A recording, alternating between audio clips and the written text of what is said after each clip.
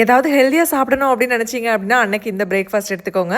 கோதுமையில் யூஸ்வலாக சப்பாத்தி செய்வோம். ஆனால் இந்த ரொட்டி செஞ்சு பாருங்கள், அவ்வளோ டேஸ்ட்டாக இருக்கும். ரொம்பவே ஈஸி செய்கிறது. கோதுமை மாவு, அது கூட கொஞ்சமாக சால்ட்டு, ஒரு 3 பெரிய வெங்காயம், ஒரே ஒரு தக்காளி சேர்த்துக்கலாம்.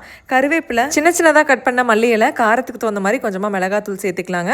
இப்போ வந்து குக்கிங் ஆயில் சேர்த்துக்கோங்க. நான் வந்து அபினிஷாலேருந்து வாங்கின கடலை எண்ணெய் தாங்க சேர்த்துக்கிறேன். 1 ஸ்பூன் அளவுக்கு சேர்த்துட்டு நல்லா இந்த மாதிரி கலந்து விட்டுக்கோங்க. தண்ணி வந்து கொஞ்சம் தாராளமாகவே சேர்த்துட்டு நல்லா இந்த மாதிரி வந்து பெரட்டி எடுத்துக்கோங்க. இது அப்படியே ஒரு 10 நிமிஷம் விட்டுறலாங்க. 10 நிமிஷத்துக்கு அப்புறம் கையில் ஈரம் பண்ணிவிட்டு இந்த மாதிரி எடுத்தீங்க அப்படின்னா ஒட்டாது.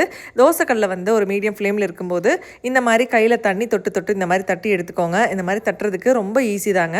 நான் வந்து கடலெண்ணெய் தான் சேர்த்துருக்கேன். இந்த மாதிரி மூடி போட்டு க்ளோஸ் பண்ணி 2 சைடும் திருப்பி போட்டு வேக வச்சு எடுத்தீங்க அப்படின்னா சூப்பரான ரொட்டி வந்து ரெடி ஆகிருங்க. இதுக்கு வந்து தேங்காய் சட்னி, தக்காளி சட்னி காம்பினேஷன்லாம் ரொம்பவே நல்லாயிருக்கும். கண்டிப்பாக செஞ்சு பாருங்கள். இதெல்லாம் வந்து எங்கள் பாட்டி அடிக்கடி செஞ்சுட்டே இருப்பாங்க.